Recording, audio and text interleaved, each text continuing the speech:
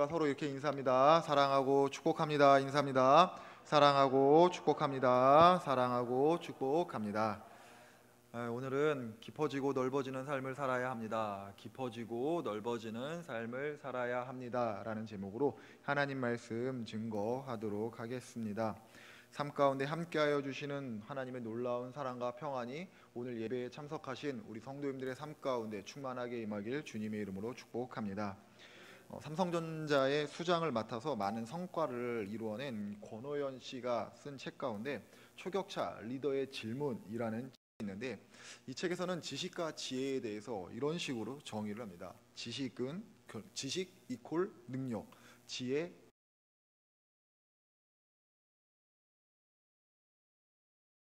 실력을 말하고, 그릇은 아는 실력을 실천하기 위한 인품을 말합니다.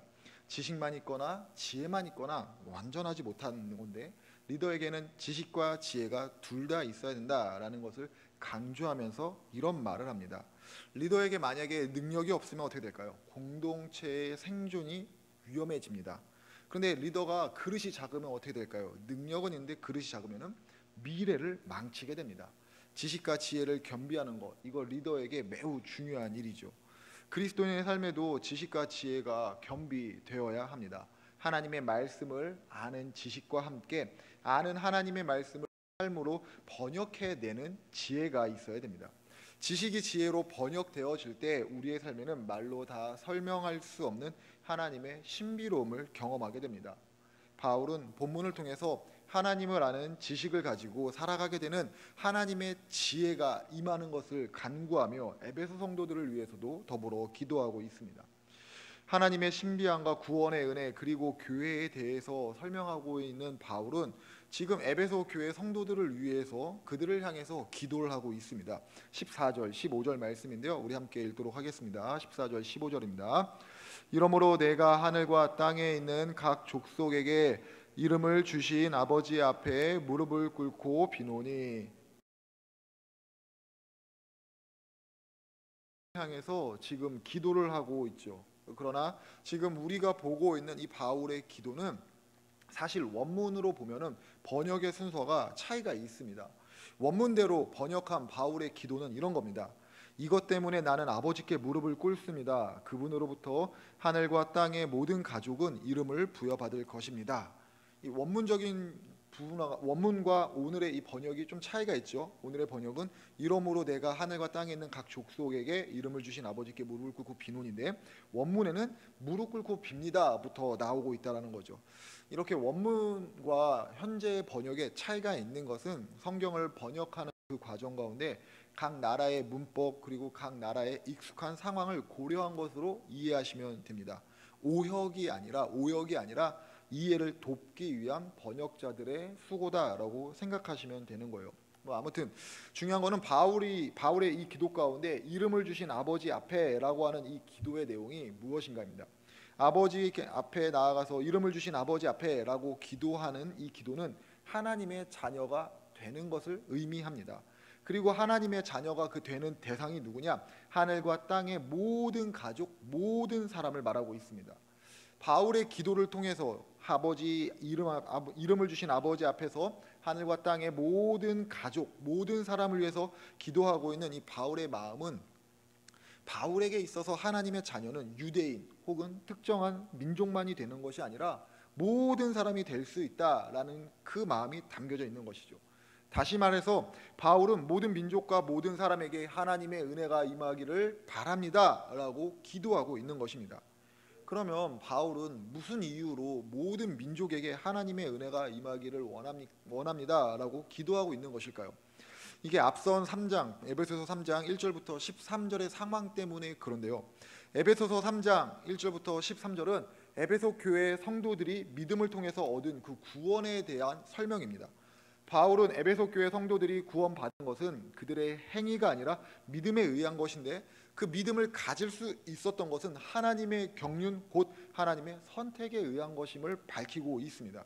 곧 예수 그리스도를 믿고 그 믿음 가운데 구원을 받게 된 것은 너희들의 어떤 행위, 너희들의 혈통이 아니라 오직 하나님의 은혜 가운데 구원을 받았다라고 밝히고 있는 겁니다. 이런 바울은 그리스도를 믿는 믿음으로 인해 구원의 은혜가 임했기에 이제는 우리가 하나님 앞에 담대히 나아갈 수 있다라고 추가적으로 설명을 합니다. 바울은 믿음으로 구원을 받아 하나님께 나아갈 수 있게 되었다, 이 한마디 하기 위해서, 모든 민족에게 이 길이 열렸다라는 이 한마디 하기 위해서 에베소서 3장 1절부터 13절까지의 내용을 쓰고 있는 것입니다. 구원의 은혜를 설명하는 가운데 바울은 에베소 성도들을 위해서 기도를 하는데 그 기도의 내용이 매우 간결합니다. 16절 말씀입니다. 16절 말씀을 함께 읽어봅니다. 그의 영광의 풍성함을 따라 그의 성령으로 말미암아 너희 속사람을 능력으로 강건하게 하시오며, 이 말씀을 쉬운 성경으로 읽어보면은 이렇게 바뀌어집니다. 하나님께서 크신 영광 가운데 성령을 통해 그분의 능력으로 여러분 속 사람을 튼튼하게 하여 주시기를 기도합니다. 에베소 성도들을 향한 바울의 기도는 예수님의 영광의 풍성함과 성령으로 각 사람의 속 사람이 튼튼해지게 되는 것을 놓고 기도하고 있는 겁니다. 지금 바울은 에베소 교회 성도들의 속 사람이 튼튼한 한 사람으로 세워지기를 바라면서 하나님 앞에 나아가 무릎 꿇고 간절히 기도하고 있는 거죠. 그렇다면 여기서 또 하나의 질문이 생기게 되는데요. 바울은 왜 에베소 교회 성도들의 그 속 사람이 튼튼해지기를 기도하고 있는 것일까요? 에베소 교회의 우리가 보고 있는 에베소서는 바울이 감옥에 있을 때 에베소 교회에 쓴 편지라는 것 우리 다 잘 알고 있습니다. 다시 말해서 에베소서를 기록할 때 바울은 로마 감옥에 수감되어 있었죠. 감옥에 수감되어 있다라는 사실이 바울 개인에게는 어떠할지 몰라도 감당해낼 수 있는 그런 일인지는 몰라도 바울과 함께하고 있었던 사람들, 바울을 통해서 복음을 듣고 믿음을 가진 사람들에게는 마음이 크게 낙심되는 일이 아닐 수 없습니다. 하나님을 열심히 믿었는데, 그리고 저렇게 고생하면서 복음을 전했는데 그 결과가 뭐야? 저렇게 열심히 살았는데 결과가 감옥이라면은 나도 열심히 하면은 저렇게 되는 것 아니야? 라고 시작되는 이 낙담으로부터 에베소 성도들이 처한 각자의 삶의 상황과 환경을 보면서 모든 것이 다 불평과 불만이 되고 모든 것이 다 낙심으로 번져나가는 그런 상황 가운데 있었던 겁니다. 바울은 낙심하고 있는 에베소 성도들을 위로하고 싶었습니다. 그러나 앞에서 말씀드렸던 것처럼 바울은 수감되어 있었기 때문에 그들을 향해서 갈 수가 없었습니다. 그렇기 때문에 바울은 자기가 할 수 있는 그 일을 합니다. 그것이 무엇이죠? 최선을 다해서 그들을 생각하며 하나님의 은혜가 그들에게 임하기를 바라며 기도하는 것입니다. 기도를 통해서 바울은 바울 자신이 아니라 하나님께서 직접 낙심 가운데 있는 에베소 성도들의 마음을 만져주시기를 바랬던 겁니다. 이런 바울의 기도는 에베소 교회 성도들의 속사람이 튼튼해지는 것을 바라는 내용으로 이어지게 된 것입니다. 바울은 어려움 가운데 있는 성도들을 위해서 하나님, 저 어려움 가운데 있는 에베소 성도들의 어려움을 없애주십시오, 좋은 상황을 맞이하게 하여 주옵소서, 역전의 은혜를 주시옵소서라고 기도한 것이 아니라 더불어서 하나님, 제가 지금 감옥에 수감되어 있는데 저를 해방시켜 주시옵소서, 마음껏 복음을 전할 수 있도록 제 삶을 바꿔 주십시오라고 기도한 것이 아니라 그들의 속사람, 예수님을 믿어 새롭게 된 믿음의 새 사람이 더욱더 튼튼하게 되게 하여 주시옵소서라고 기도하고 있는 것입니다. 상황과 환경이 바뀌는 것이 아니라 그들의 믿음이 더욱더 강건해지기를 간구하고 있는 것입니다.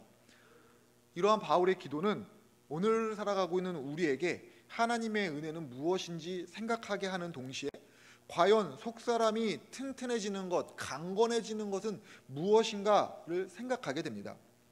어려움이 있을 때 우리는 쉽게 하나님 앞에 상황과 환경을 바뀌어지기를 기도합니다. 그러나 하나님께서 우리에게 원하시는 것은 상황과 환경이 바뀌어지는 것이 아니라 그 상황과 환경 가운데 내가 바뀌어지는 것입니다.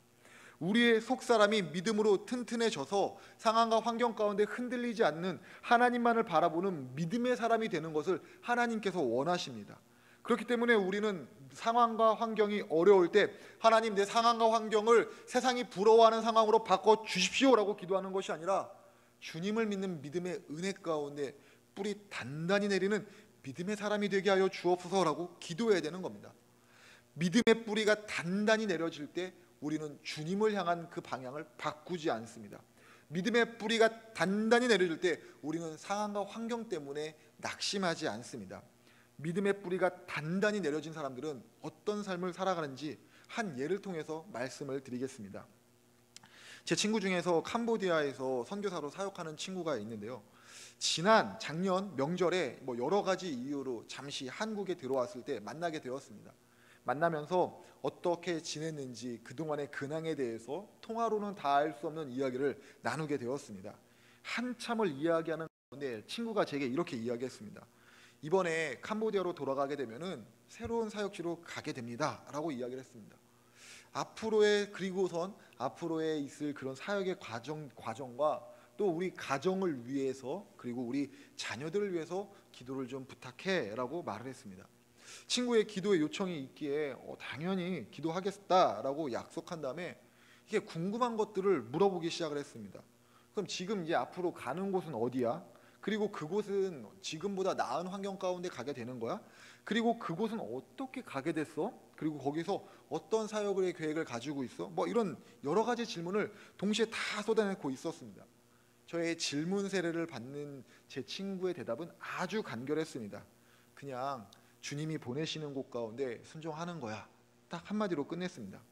상황을 들어보니까 이랬습니다. 제 친구가 사역하고 있는 그 캄보디아는 친구가 있던 곳은 그 도시 근교에 도시 외곽 지역에 쓰레기가 쌓여져 있는 그런 곳에서 사역하고 있었습니다.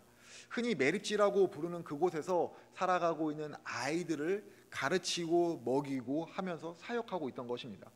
그곳에 사역을 처음 가서 적응하고 언어 훈련을 마치고 본격적으로 사역을 확장하고 나아갈 때쯤에 캄보디아 안에 현지 안에 성도님들은 계시지만은 목회자가 없는 현지 교회가 많다라는 소식을 친구가 듣게 됩니다. 그 소식을 듣고 그날 저녁에 제 친구가 친구의 아내에게 그 교회에 대해서 성도님들은 계시지만은 목회자가 없는 그 교회에 대해서 이야기를 나누게 되었다라고 합니다. 여보, 만일 하나님께서 우리에게 성도님들은 계신데 목회자가 없는 그 교회로 가라 하면은 어떻게 해야 될까? 제 친구의 아내가 뭐라고 했을까요? 여기까지 데려와서 이토록 고생을 시키더니 그것도 모질라서 이젠 또 어디로 간다고? 오빠 이 씨인데 역시 이 씨는 이기적이야 라고 했을까요? 아닙니다. 친구의 아내가 뭘 망설여, 하나님께서 진짜 그렇게 말씀하시면은 순종하면서 가야지 라고 말을 했답니다. 이때까지는 어떤 결과가 나타날지를 몰랐던 거죠. 몇 주 후에 친구가 캄보디아 내에 있는 선배 선교사님들과 4박 5일의 일정으로 캄보디아 내의 여러 선교지들을 탐방하게 되는 기회를 얻었답니다.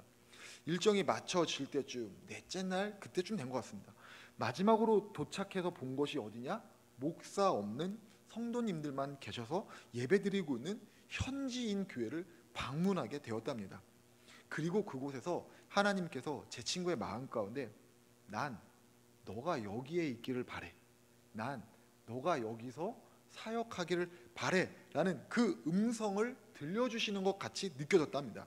친구는 그 음성 가운데 아멘, 주님 제가 가겠습니다 라고 응답을 했고, 이미 한국에 나오기 전에 기존에 있었던 사역지를 정리하고 그곳으로 이사까지 다 마치고 들어왔던 겁니다. 만약에 하나님께서 저에게 어느 날 갑자기 전동교회를 사임하고 내가 보여주는 땅끝으로 가라고 했다면, 제 친구와 같은 그 말씀을 저에게 주셨다면 저는 어떻게 했을까요? 우리 성도님들은 어떻게 하셨을까요? 하나님의 말씀에 순종했다라는 것만도 굉장히 놀라운데, 더 놀라운 거는 친구가 가게 되는 그곳이 전에 있었던 곳보다 훨씬 더 열악한 곳이라는 것입니다.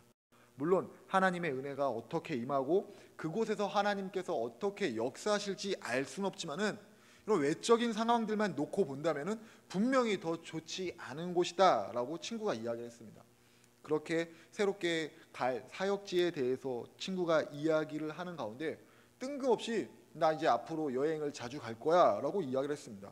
아니 무슨 밑도 끝도 없이 사역에 얘기하다 여행을 자주 가라는 생각을 하고 있는데, 친구가 하는 말이 내가 가는 곳이 태국하고 10km 정도 떨어져 있는데 10km면은 뭐 걸어서 갈만하지 않아?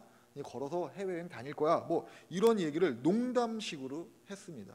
친구가 가는 곳은 국경이 근접해 있는 시골 중에 시골로 가게 되는 것입니다. 다시 한번 생각이 들었습니다. 만약에 나라면, 만약에 하나님께서 내게 이렇게 말씀하셨다면 나는 순종할 수 있었을까? 하나님께서 친구와 같이 내게 상민아, 난 내가 보여주는 저곳에 있기를 원해.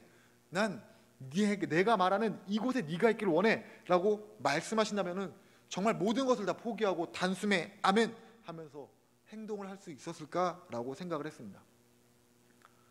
이 대화가 이어지는 가운데 친구가 저에게 난데없이 이런 얘기를 했습니다.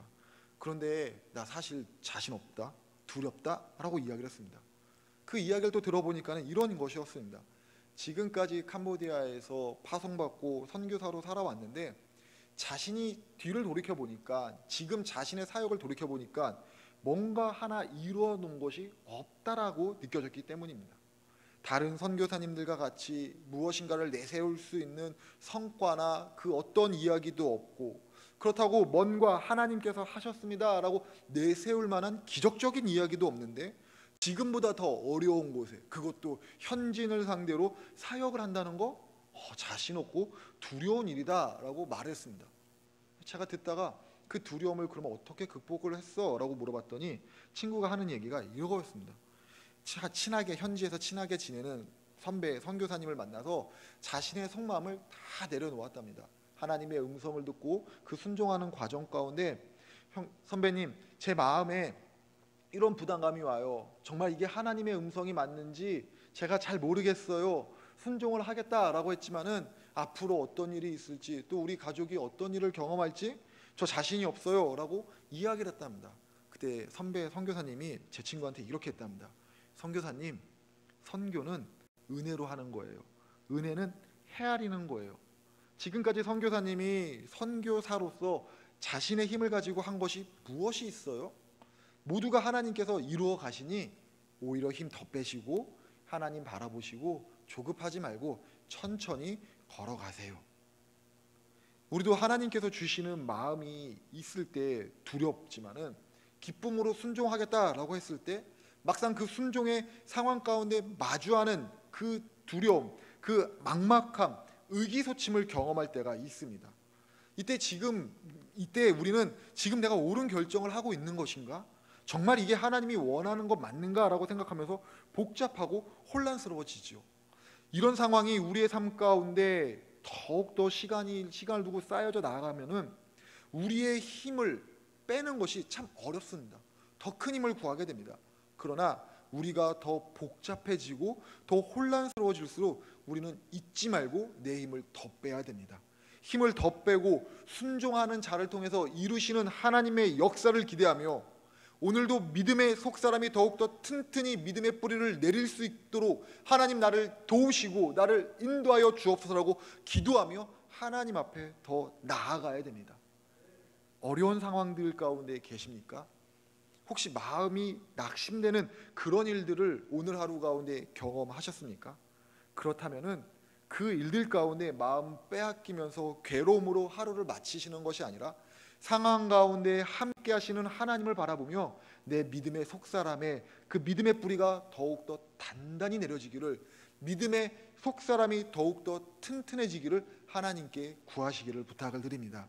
하나님, 상황과 환경을 변하게 하여 주시옵소서가 아니라 하나님, 제 믿음이 더욱더 굳세게 하여 주시옵소서라고 기도하며 은혜 가운데 은혜의 일을 마치시는 그 하나님의 역사를 경험하게 해달라고 우리 모두 다 기도하시기를 부탁을 드립니다. 바울은 낙심 가운데 있는 에베소 성도들을 위해서 속사람이 강건해지는 그 하나님의 은혜가 임하기를 기도하고 있습니다. 그럼 어떻게 해야 우리의 속사람이 강건해질 수 있는 것일까요? 17절의 말씀을 우리 다시 한번 다 같이 읽어보도록 하겠습니다. 17절입니다. 믿음으로 말미암아 그리스도께서 너희 마음에 계시게 하시옵고 너희가 사랑 가운데서 뿌리가 박히고 터가 굳세져서. 바울이 에베소 교회 성도들을 향해서 말하고 있는 이 속사람이라는 이 표현은 오직 바울 서신에만 등장하고 있는 표현입니다. 바울은 이러한 속사람이라고 하는 그 표현을 눈에 보이지 않는 사람의 마음이라는 의미로 사용을 했습니다. 다시 말해서 속사람이 튼튼해지고 속사람이 강건해지는 것은 우리의 눈에 보이지 않는 우리의 마음이 튼튼해지는 것으로 사용한 것입니다.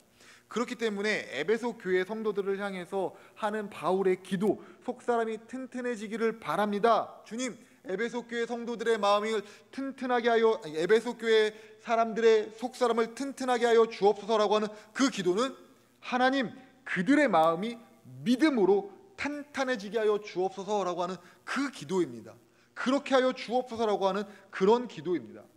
바울이 기도하고 있는 것처럼 우리 역시도 우리의 마음에 믿음에 탄탄해질 수 있도록, 믿음의 뿌리를 더욱더 굳건히 내릴 수 있도록 기도해야 됩니다. 속사람이 튼튼한 사람이 되기 위해서 주님 앞에 나아가 주님께 더 구해야 됩니다. 속사람이 튼튼해지려면은 우리는 구원자 대신 예수님을 믿는 그 믿음 가운데 있어야 됩니다. 예수님을 믿는 그 믿음 가운데 우리의 믿음의 뿌리를 내려야 됩니다. 예수님은 그저 내 삶을 도우시고 내 삶 가운데 기도를 들어주시고 내 소원을 성취하게 하시는 그런 분이 아니라 나를 죽음으로부터 구원하신 오직 유일한 예수 그리스도이심을 믿어야 됩니다. 매일 예수님과 친밀한 교제를 맺으며 살아가야 됩니다. 친밀한 교제 가운데 날마다 자라나는 믿음을 가질 수 있도록, 예수님의 십자가 사랑의 그 감격을 누릴 수 있도록 주님을 더 바라봐야 됩니다. 예수님의 십자가 사랑 가운데 우리의 믿음의 뿌리가 점점점 깊어지고 내려갈 때 우리의 믿음의 중심은 더욱더 단단해져서 하나님을 향한 고정된 시선을 가지게 하고, 그 고정된 시선은 믿음의 순례길을 이탈하지 않게 만듭니다.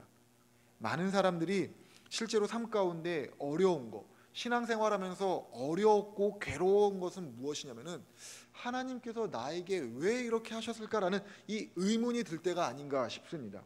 하나님 분명히 나를 사랑하신다라고 말했는데, 그러면 삶 가운데 어려움이 하나도 없는 것은 아니지만은 견딜 만한 것들, 남들이 봤을 때 그래 예수 믿는 사람은 저렇게 축복받지 라고 하는 그런 것들은 한두 가지 정도 있어야 되는 것 아닌가라는 생각이 들 때부터 우리의 마음이 괴로워지기 시작하는 것 같습니다. 또 하나님께서 나를 사랑하신다라고 했는데, 사랑하신다고 하는데 왜 내 마음에는 기쁨이 없는 건가 라는 것이 깨달아질 때, 내가 피폐하고 내가 괴롭고 내 마음이 어지러운 것이 스스로 자각될 때부터 신앙은 굉장히 고난의 연속으로 나아가게 됩니다. 이런 현실 가운데 있을 때 하나님 앞에 기도하죠. 그런데 현실은 바뀌어지지가 않습니다.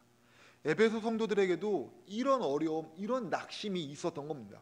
앞서 말한 것처럼 바울이 감옥 가운데 있는 것을 보면서 그들의 마음이 요동쳤습니다. 열심히 했는데, 열심히 복음을 전했는데, 목숨 걸고 복음을 전했는데 저게 뭐야, 나도 저렇게 되는 것 아니야 라는 그 생각을 보면서, 그렇게 하지 않으실 하나님을 믿고 있음에도 불구하고 그 상황 가운데 내가 가면 어떡하지라는 그 떨림 때문에 그들은 두려워하고 있었던 것입니다. 그런 상황 가운데 바울이 말합니다. 하나님, 저들의 마음의 믿음이 탄탄해지게 하여 주옵소서라고 기도하고 있는 것입니다.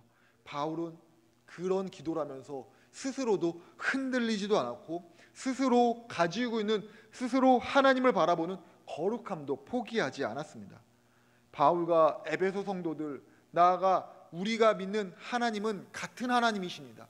그런데 왜 우리의 믿음은, 왜 오늘날 우리는 성경에서 보여지는 바울이 믿는 믿음과 에베소 교회 성도들이 보여지는 그 믿음과 차이가 나는 것일까요? 혹시 하나님께서 바울을 특별히 더 사랑하셔서 바울을 특별한 능력으로 더 크게 사용하셨기 때문에, 우리에게는 그보다 덜한 능력을 주셨기 때문에 믿음의 차이가 나는 것입니까? 아니면 예수 그리스도의 십자가의 구원의 은혜가 바울에게는 농도 100%인데 우리에게는 농도가 한 95% 정도밖에 안 되기 때문에 우리는 낙심의 상황 가운데 흔들리는 것입니까? 아닙니다. 바울과 에베소 성도들, 그리고 지금을 살아가는 우리에게 믿음의 차이가 있다면은 바로 예수님과의 친밀함입니다.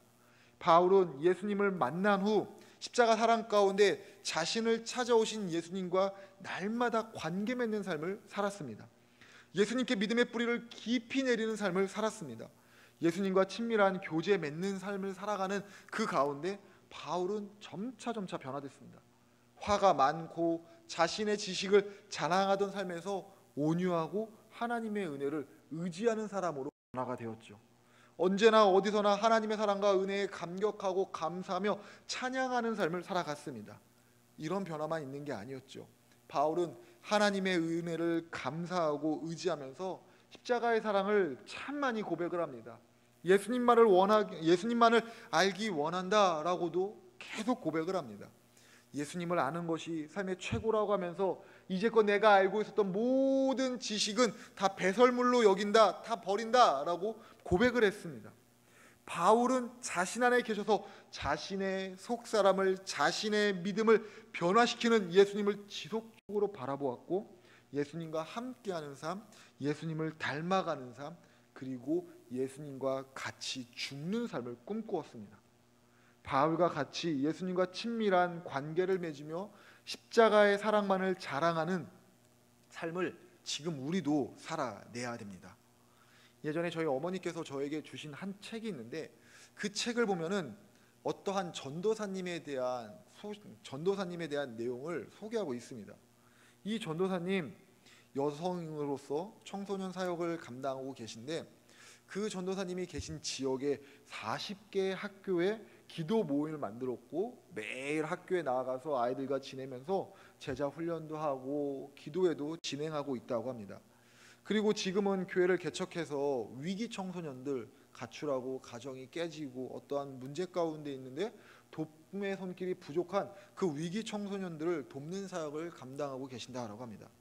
그런데 요즘 몸이 많이 아프다고 합니다. 몸이 노화되는 자연스러운 일이겠지라고 생각하면서 하루는 동네 병원을 찾아갔더니 의사가 심각한 표정으로 그 전도사님을 보면서 빨리 큰 병원 좀 가보세요 라고 했답니다. 언제나 불길한 예감은 틀린 적이 없습니다. 전도사님이 큰 병원에 가서 검사한 결과 의사가 자궁암입니다 라고 이야기를 했습니다. 더욱이 암 검사를 하는 가운데 몸 가운데 있어 다른 질병이 발견됐는데 심장에도 문제가 있다라는 겁니다. 그래서 앞으로 장기적인 치료가 필요합니다 라고 의사가 이야기를 했답니다. 검사 결과를 받고 전도사님이 나오는데 마음이 많이 어려웠다라고 합니다. 믿음의 사람들, 왜 이런 어려운 일들이 있을까요? 열심히 하나님을 믿고 살아가는데 왜 이러한 일들이, 안 좋은 일들이 연거퍼서 찾아오는 걸까요? 그런데 놀라운 게 무엇입니까?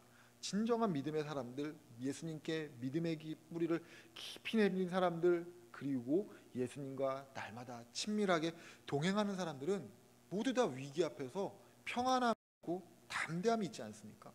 이 전도사님도 이렇게 고백을 해요. 자신에게 있는 병이, 내게 있는 병이 걱정되거나 두렵지는 않지만 아프지 않고 건강한 몸으로 사역하다 천국 갔으면 좋겠어요 라고 이야기를 합니다. 몸이 아파서 그것 때문에 걱정되고 두려운 것이 아니라 그저 아프지 않고 이 건강함을 가지고 건강함을 쓸 수 있을 때까지 쓰다가 하나님께 부름받아서 죽었으면 좋겠다라는 것을 걱정하고 있는 것입니다. 우리의 믿음이 그리스도 예수 안에 뿌리를 단단히 내려갈 때 이와 같은 간증은 특별한 이들이 하는 것이 아니라 우리의 일상의 믿음의 고백이 되는 줄 믿습니다. 우리의 믿음은 날마다 자라나야 됩니다. 예수님 안에서 친밀한 관계를 맺으며 날마다 믿음이 깊어지는, 믿음의 중심이 단단히 세워지는 우리 모두가 되시길 주님의 이름으로 부탁을 드립니다. 예수님과 깊어지는 삶을 살아가게 되다 보면은 우리의 삶은 자연스럽게 깊이를 더하는 만큼이나 넓이를 더하게 되어 있습니다. 바울은 에베소 교회의 모든 성도들의 믿음이 굳건하여지는, 그래서 예수님과 친밀함을 맺는 삶을 살아가기를 원한다라는 기도를 하게 됩니다. 그리고 바울은 예수님과 친밀한 삶 가운데 깊어지는 믿음만큼이나 넓어지는 믿음이 있기를 원한다라고 기도합니다. 18절부터 19절 말씀입니다. 함께 읽습니다. 능히 모든 성도와 함께 지식에 넘치는 그리스도의 사랑을 알고 그 너비와 길이와 높이와 깊이가 어떠함을 깨달아 하나님의 모든 충만하신 것으로 너희에게 충만하게 하시기를 구하노라. 에베소 성도들을 향한 바울의 기도 가운데 나타나는 특징이 있다면은 범위가 굉장히 넓다라는 겁니다. 앞에서 말씀드렸던 것처럼 바울은 하나님의 사랑을 깨닫는 사람들, 하나님의 은혜를 받는 사람을 어떤 특정한 한 개인에게, 어떤 특정한 한 민족에게만 국한시키고 있지 않습니다. 모든 민족, 모든 사람에게로 범위가 넓힌 기도를 하고 있습니다. 자신이 아닌 다른 사람들에게도 자신에게 주셨던 그 은혜가 임하기를 원한다라고 기도하고 있는 것이죠. 바울에게 있어서 믿음은 이런 겁니다. 깊이가 깊어지고 넓이가 넓어지는 것, 이것이 바울이 바라보는 믿음이었습니다. 믿음을 아는 것이 아니라 믿음은 사는 것으로 증명된다라는 말이 있죠. 십자가의 사랑은 누구나 다 말하지만은 십자가의 사랑의 삶은 누구나 사는 것이 아닙니다. 십자가의 사랑의 삶은 하나님의 능력으로 예수 그리스도의 사랑을 깨달은 사람만이, 그렇게 살아가려는 사람만이 살아가게 되는 것입니다. 십자가의 사랑은 아는 것으로 이해되는 것이 아니라 나를 위한 것으로 믿는 사람만이 십자가 사랑을 이해하고 그 사랑 가운데 살아가게 되는 것입니다. 우리는 우리에게 주신 십자가의 사랑을 깨닫고 그 가운데 믿음의 뿌리를 내리는 동시에 점점점 넓어지는 삶을 살아야 됩니다. 가끔씩 청년들이 저에게 목사님, 가 있습니다. 제가 무슨 부동산 전문가도 아니고 경기를 예측할 수 있는 능력을 가진 것도 아닌데 왜 이런 질문하는지는 잘 모르겠지만은 아무튼 제가 청년들이 목사님 살기 좋은 동네가 어디예요? 라고 할 때 이렇게 대답을 합니다. 좋은 교회가 있는 곳이 살기 좋은 동네야 라고 이야기를 합니다. 뭐 목사이기 때문에 뻔한 이야기한다 라고 생각하실 텐데 그런 게 아닙니다. 좋은 교회가 있다면은 그 지역 가운데 선한 영향력이 흘러가게 됩니다. 그 선한 영향력으로 인해서 지역의 영적인 흐름이 바뀌어지게 됩니다. 은혜가 뒤덮게 됩니다. 자연스럽게 좋은 지역이 됩니다. 그래서 좋은 지역은 저에게는 좋은 교회가 있는 곳입니다. 그러면 이런 좋은 교회는 어떤 곳입니까? 은혜를 우리끼리만 가둬두고 있는 것이 아니라 그 은혜를 흘려보내는 곳이 좋은 곳입니다. 선교사님들이 보고한 초기 한국교회의 상황을 보면은 암흑과도 같았습니다. 남존여비가 있었죠, 계급제가 있었죠, 차별이 있었죠, 의료, 교육, 사회시설 모든 것이 다 전무했습니다. 이런 상황 가운데 열강의 침략으로 인해서 풍전 등화와 같은 그런 위기 가운데 대한민국이 맞이하고 있었습니다. 이런 상황에서 하나님의 은혜로 이 땅에 복음이 증거되게 됐습니다. 기적과도 같은 수많은 일들이 일어났습니다. 정직하게 하는 운동이 일어났습니다. 거룩한 성령의 영으로 거짓이 떠나게 됐습니다. 십자가의 사랑의 은혜 가운데 차별이 아니라 화합하고 평등하고 이해하는 그 토대가 만들어졌습니다.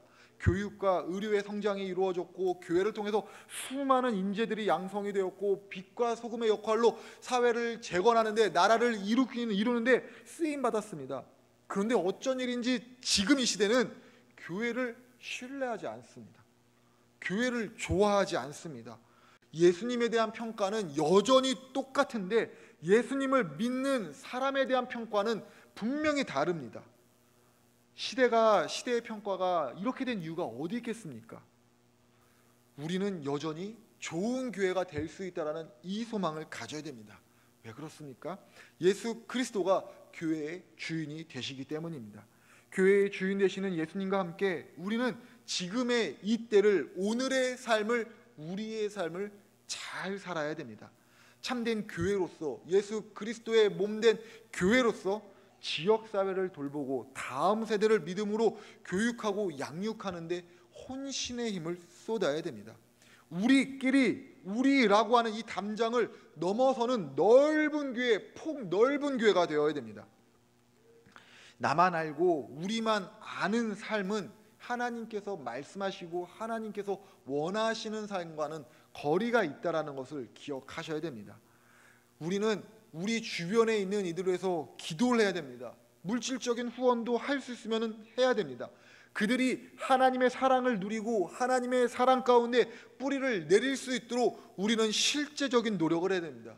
뿐만 아니죠. 열방 가운데 있는 우리와 피부색이 다른 저 멀리 있는 얼굴 한번 보지 못한 그들을 위해서도 우리는 기도해야 되고, 그들을 위해서 우리는 헌신해야 되고, 그들을 위해서 우리는 우리의 수고를 다 감당해야 됩니다. 넓게 흘려보내는 생명의 사람이 되어야 됩니다. 생명의 사람이 되고자 할 때 역사하시는 그 하나님의 역사가 우리 교회 가운데 차고 넘칠 때까지, 그것이 더 큰 은혜로 더 지역사회 가운데 확산될 때까지 우리는 그 은혜를, 그 길을 멈춰서는 안 됩니다. 이스라엘에는 우리가 잘 알고 있는 것처럼 갈릴리 호수가 있고 사해 호수가 있습니다. 근데 이 두 호수의 발원지가 같다라는 것도 알고 계십니까? 같은 곳에서 물이 흘러 들어가서 같은 호수를 형성했지만은 그 두 호수는 천지 차이입니다. 사해는 흘러 들어간 물이 있지만은 빠져나가는 곳이 없어서 죽음의 호수가 되었습니다. 생명체가 살 수 없는 그런 곳입니다. 반면에 갈릴리 호수는 흘러 들어온 물을 흘려보내는 생명의 호수입니다. 그 물을 흘려보냄을 통해서 자기도 살고 주변도 살고 있는 것 아닙니까? 믿음이 나만을 위한 것으로 알게 되면은 그 믿음은 온전한 믿음이 될 수가 없습니다. 우리는 주님 앞에 나와서 기도하고 믿음이 깊어지기를 구하는 만큼이나, 하나님 내게 능력을 주시고 기적을 보여 주십시오라고 구하는 만큼이나, 하나님께서 함께 살도록 허락해 주신 이웃들을 향해서 마음을 열고 손을 내밀고 우리에게 주신 은혜를 흘려보내는 당연한 삶을 살아야 됩니다. 그 흘려보냄을 통해서 나는 쇠하여지고 주님만이 높아지기를 더욱더 간구해야 됩니다. 은혜를 흘려보낼 때, 은혜를 흘려보내는 교회가 될 때, 은혜를 흘려보내는 믿음의 성도가 될 때 우리의 교회는 이 땅에 희망이 되고 주님의 기쁨이 됩니다. 사랑하는 성도님들, 우리의 삶 가운데는 하나님께서 차고 넘치게끔 공급해 주시는 것들이 분명히 있습니다. 더 많은 것을 구하는 것이 아니라, 하나님 제게 있는 것들을 이제는 사용하게 하여 주옵소서라고 기도하시며 더 넓게 흘려보내시는, 그리고 믿음의 뿌리를 단단히 내리시는 우리 모두가 되기를 주님의 이름으로 축복합니다. 함께 기도하도록 하겠습니다. 살아계신 하나님, 영광 받으시기에 합당하신 하나님, 죄악으로 가득한 우리의 삶에 십자가 구원의 은혜로 하나님의 자녀된 삶을 살게 하시니 진심으로 감사합니다. 하나님, 오늘 우리의 삶에 믿음의 뿌리가 깊어질 수 있도록, 믿음의 뿌리가 단단히 내려질 수 있도록 더욱 주님 바라보고 의지하게 하여 주시고, 그 가운데 말로 다 할 수 없는 하나님의 사랑과 십자가 감격의 은혜가 차오르게 하여 주시옵소서. 더불어 주시는 은혜 가운데 이 땅에 주님이 사랑하시는 또 다른 사람들을 위해서 우리에게 허락하신 삶의 기쁨을 나눌 수 있도록 역사하여 주시옵소서. 깊어지고 넓어지는 믿음의 삶을 살아가게 하여 주시고, 그 가운데 믿음의 낙담이 아닌 믿음의 행복을 누리는 우리 모두가 되게 하여 주옵소서. 더불어 우리 교회가 속해 있는 이 지역 가운데 우리 교회를 통하여 이 지역이 회복되고 치유되게 하여 주셔서 주님의 온전한 때를 예비할 수 있도록 은혜 위에 은혜를 더하여 주시옵소서. 귀한 예배 가운데 나오며 구별하여 헌금을 드리는 우리의 헌금을 기쁨으로 받아주시고, 하나님 은혜 가운데 아름답게 쓰일 수 있도록 지혜를 더하여 주시며, 헌금을 드린 손길과 그 가정과 삶에는 하나님께서 공급하여 주시는 만족함의 은혜가 차고 넘치게 하여 주시옵소서. 하나님께서 언제나 우리와 함께 하시고 은혜 주시는 그 사랑 가운데 머물러 있는 우리 모두가 될 수 있도록 이번 한 주간도 역사하여 주시옵소서. 지금은 우리 구주 예수 그리스도의 십자가 은혜와 우리 하나님 아버지의 끝없는 사랑과 성령님께서 동행하여 주시는 그 은총이 십자가 사랑을 깨닫고 믿음의 깊이와 사랑의 넓이를 더해가기를 결단하는 사랑하는 우리 모든 성도님들 삶 가운데 지금으로부터 영원토록 함께 계시길 축원합니다. 아멘.